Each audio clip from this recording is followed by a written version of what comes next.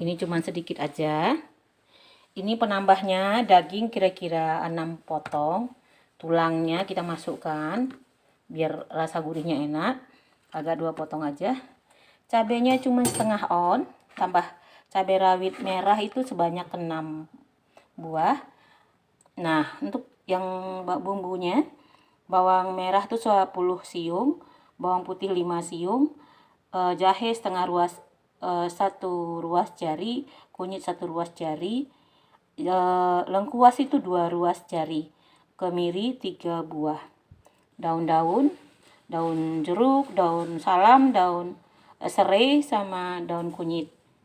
Nah, santannya nanti ini udah di freezer ya, nanti ini sekilo, nanti kalau kurang nanti saya kasih tahu.